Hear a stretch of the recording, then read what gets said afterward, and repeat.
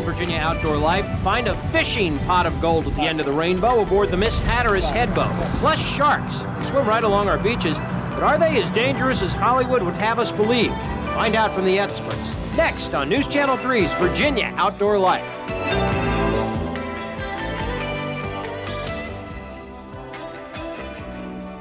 Hi, and how are you? Welcome to the show for this Saturday, July 6th. I'm Bob Matthews, along with the captain, Eric Burnley. Happy to be here. Happy to be here. Well, good. Well, as always, we're happy to have you. I hear your boat's been in the shop. You haven't been a little problem there. No, I wasn't able to get out fishing, but it's supposed to be fixed by now, and hopefully we'll be back on the water next week. So it's the engine, right? It was a rusted timing chain cover. No big deal, but a lot of work to get it repaired. That was the problem. I had to pull the whole engine to take the thing off. It always is, isn't yes. It? Forever thus. It's a hole you pour money down. You got it. You got it. I hear you. Well, you know, if you're looking to get off the shoreline and do some fishing, but you don't have a boat, maybe you can't afford one of those really expensive charters like Eric takes all the time. Well, there is that expensive. Well, the ones you take are. Yeah, but right. Anyways, there is another option.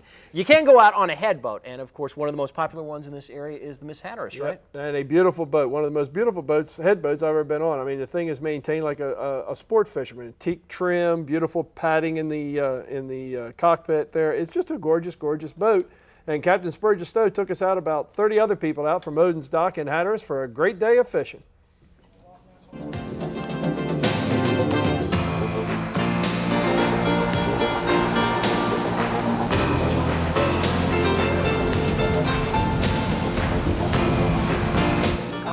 Going offshore, it don't look like we got too much wind. That's about 8 miles out. Hopefully it'll be real nice out there and we'll catch you some bigger fish, some bass and triggers. I got it. It's mine.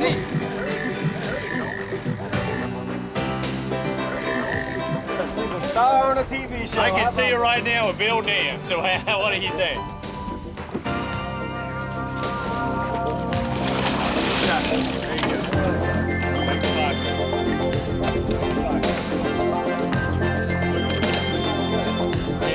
Yeah,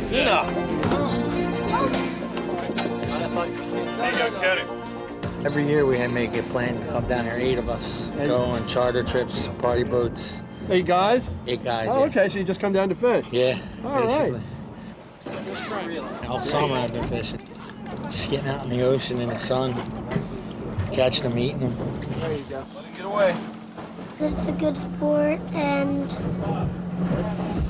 it's great to catch fish, and that's it.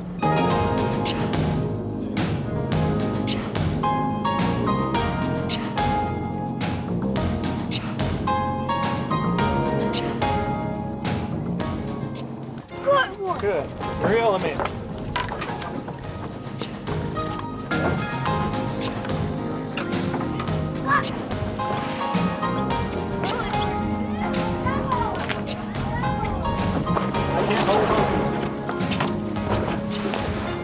Get him, Bill? Yeah, got him. Okay, pull him in. Oh, wow. Oh, that's a biggie.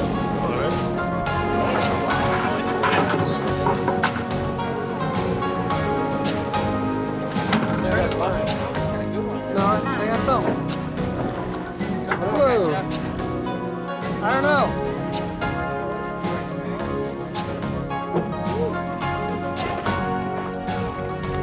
Triggerfish. It's your bucket right here? Yeah. Why I like coming down here? Oh, get with the kids here and have some fun out on the water, catch some fish. I love to fish. I'm mostly a freshwater fisherman, but I've been fishing my whole life. This is what it's all about right here. Watching the kids have a good time and having a good time too. It's a fun sport. You're out on the water having all that fun and stuff. Yeah. What'd you catch today? Oh, a few triggerfish and a sea bass. It's pretty fun. Hi, Jerica. Are you having a good time? Yeah. You like catching fish? No. No. You like coming out on the boat? Yeah. All right. Did you see all the fish in the water swimming around down there? Yeah. All those big fish? Your dad gonna get one of those big fish? Trying. Try, isn't he? Yeah. You catch snapper, a few grouper, a lot of triggerfish, some bass. Once in a while you'll get lucky and catch some dolphin. And how long have you been doing that?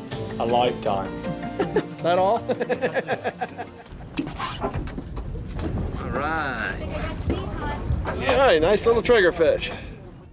You cook that up when you get home? Well, I gave it to the people on the boat that didn't have quite as good a luck as some others. So whenever I go on a head boat as a guest like that, I always give the fish to the people on the boat. So yeah, but they are delicious to eat. They are absolutely superb. They were triggerfish, and we were using squid baits, but everything is provided by the boat, and it's about $25 a person for the inshore trips. And you can call Miss Hatteras at 919-986-2365, and some of the offshore trips that he runs do require reservations, but the half-day trips you can just show up and he'll be happy to take you out. How much does it cost to go out?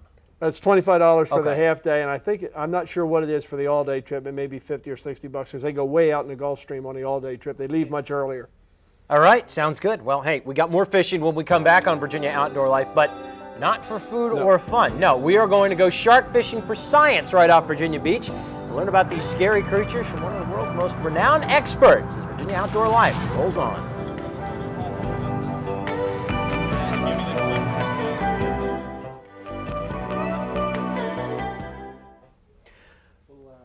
Welcome back to the show. You know, ever since the movie Jaws came out nearly 20 years ago, Roy Scheider, great flick. Great movie. Most of the some of the most feared animals on the planet, but actually they're really in a lot more danger from us than we are from them. One of the world's foremost experts on the subject in this area works right here, as a matter of fact. Right. And of course, you got to spend a week with them or a day with them gathering some data. Yeah, we went out with Jack Musak and the research boat from the Virginia Institute of Marine Science that is conducting a population study. In other words, they're looking to see what the population of the sharks in this area is. Has it gone up? Is it going down? Of course, it's going down. It's crashed. But this just verifies that. So Jack took us aboard the Bay Eagle for a day of research and sights you'll never see anywhere else.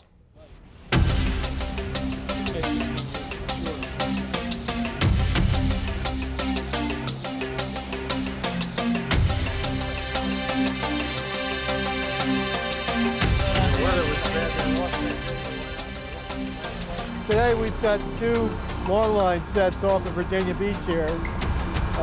We try to set between 80 and 100 hooks at every station. The line is exactly the same. It's rigged with buoys every 20 hooks. These are in areas that we've traditionally sampled for several years now, since 1973. And the focus of this project is to study the ecology of sharks and to track the abundance and the species composition, to study the reproductive biology, how many young they have, study the age and growth, how old are they when they become mature, to study the genetics. We've done work to see whether or not sharks up here are genetically related to ones off South Carolina and Florida, or even in Mexico. The tagging work that we do also helps to tell us more about populations and about migration. Several sharks that we've tagged up here have ended up down south and in the Gulf of Mexico.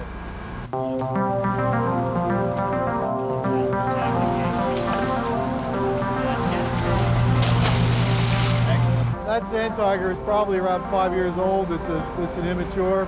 Sand tigers used to be fairly common around here. They're not so common anymore because, as with the other species of large coastal sharks, they've been really severely reduced in abundance because of the longline fishery and the gillnet fisheries down south. The recreational fisheries during the 70s and 80s started to put a big dent in the shark population, but when the directed commercial fishery came along, particularly focused on shark fins, that was like the death knell. And the population, according to our data from this survey, has declined about 80% over the last 10 or 12 years. I told my parents when I was 7 years old that I was going to be a marine biologist and study sharks. when I caught a little sharp-nosed shark about this long. So that's all I ever wanted to do. The research we're doing is really important. It's critical for the stock, but at the same time, we love it. You know, we love being out here. We love working with the animals. So I came in as more as a basic ecologist and biologist, not so interested in the conservation aspects until I came in to work with Dr. Music, and he really opened my eyes to the declines that are being taking place. And so that's mainly what he's taught me. I work on what we call most of the clear-nose skate. Clear-nose skate is really like the laboratory rat of the elasmobranchs.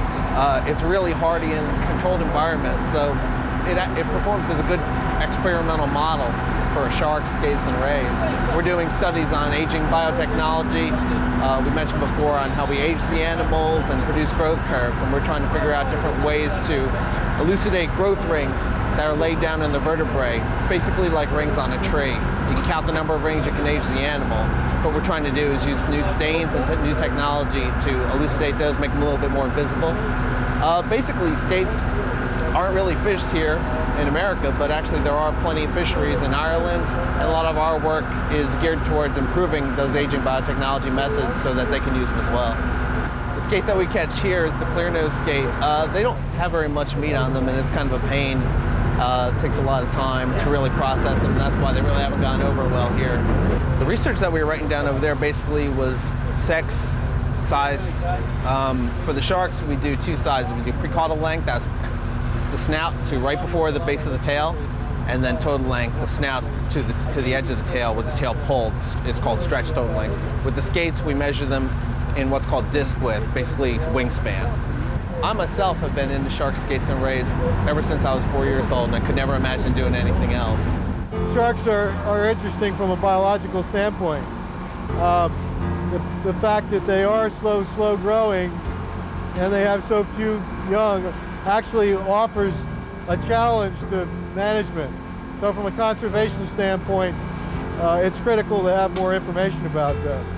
We know that we've seen this drastic overfishing problem and a crash in the population, and now that there's a management plan in place, we'd like to try to evaluate to see whether or not the management plan is doing any good.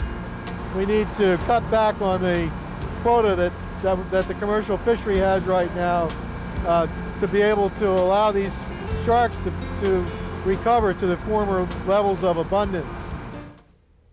That is absolutely amazing. It is. And some of the interesting things, for instance, most sharks have a very long time before they're sexually mature, 7, 8, 10, 12 years, and then they only have 2 or 3 pups a year, or maybe every other year. So when their numbers are so far down, it's going to take decades. If we stop fishing and quit killing them today, it would take decades before they recovered anywhere near the levels that they have been. That's amazing. Yep. So is there any danger really from shark attacks around the Virginia Beach area if you go out swimming? Not to belittle the thing. I mean, obviously, if you see a large shark in the water, it's better not to swim. Better not to swim, but the probability of being bitten by a shark, you're much more likely to be hit by lightning or killed by a bee sting than you are to be attacked by a shark. All right, sounds good. Well, in just a moment, we're going to open up the outdoor scrapbook, always one of our favorite parts of the show. All right, time for the scrapbook now. You don't have to be a good cook, obviously, to be a winner on Virginia Outdoor Life. All you got to do, send us in a picture. It's that easy. Our outdoor scrapbook filled with winners. So let us open it up and take a look. Number 1 is Stephen Weir from Virginia Beach. Him and Dad Don caught a citation-sized catfish. Look at that. There's 2 of them there, isn't there? Yeah, 2 Looks like catfish. it, yeah. Beautiful, beautiful work. Beautiful. Good eating, too. One was 12 pounds, 4 ounces, 31 3/4 inches long, West Neck Creek. That's all right. Here we got Jim Masters from Suffolk, 5-pound, 8-ounce flounder, caught in the Chesapeake Bay. His wife sent the picture in to surprise him. So surprise. Surprise, Jim. I know he's going to fillet that real quick. Right. I'm sure it's already filleted. Beelan Watson from Franklin. This is his first turkey, 18 pounds. It had a 9-inch beard. Now, I know sometimes with deer there's a little ritual thing when you kill your first one. Anything with turkeys? Not that I'm aware of, except you take them home and eat them. But other than that, he took it near Cortland, enjoys beaver and fox trapping as well as hunting turkeys. Throw that one in for him. Throw that in the smoker. That'll be nice. You got that right. All right, Danny Coons from Chandler, Arizona. Now, I guess Danny's not watching. I'm assuming assuming he was here on vacation. 2 guess. sharks, one 3 foot 10 inches long, the other 2 feet 2 inches, caught by the old plantation light. He is spending the summer here with his grandfather, Martin Stringfellow, who lives in Cape Charles, so he will get to see it. I imagine. He's Can watching you this imagine week. coming from Arizona to Cape Charles? That had to be a little culture shock. I mean, as dry as it is in Arizona, as much water as there is in Cape Charles. No doubt. All righty, here's Dan Edwards from Williamsburg. 23-pound, 8-ounce catfish caught during the Tidewater Catmaster Tournament on the Chickahominy River. Caught that on June 15th and Italy placed second. Hey, whoever placed first, send us a picture, okay? We want to see that fish. Welcome back to Virginia Outdoor Life right here on WTKR News Channel 3. We're into the home stretch, and it is time for hot product time now. If you've been watching a couple of weeks back, you saw our story with Chuck Connolly, whose company Outdoor Experience runs kayaking trips through the area. Right. And we like that, and Chuck is trying to get more and more people involved with the sport that he loves. Thus, today's hot product is a kayak trip for 2. Yep. Charlie Cosby. Yep. Charlie Cosby, P.O. Box 88 in Saluda, Virginia. So, Charlie, give us a call here at the station. I guess we're going to get that to you. And there's the winners. For cobia was Jeff Bain. Flounder was Randall Pittman. Croaker was Garland Robbins Sr. And speckled trout, David Gillian. I had a football coach that always told me he was going to tell a croaker joke. He never did. 3 years of playing for him, he never told the croaker joke that he was supposedly famous for. We got to look at our winners already. So I guess you and I are done. Well, is that it? That's it. Hey, what's the fishing like for next week? Fishing like for tomorrow, you ought to be able to catch all the croaker and trout you want over at the High Level Bridge and the concrete ships. There's going to be cobia around on the shoals, so should be pretty good. Sounds good. Don't forget to go out and wet a hook this weekend. For Eric Burnley, I'm Bob Matthews. So long. We'll see you next week. Y'all take them easy.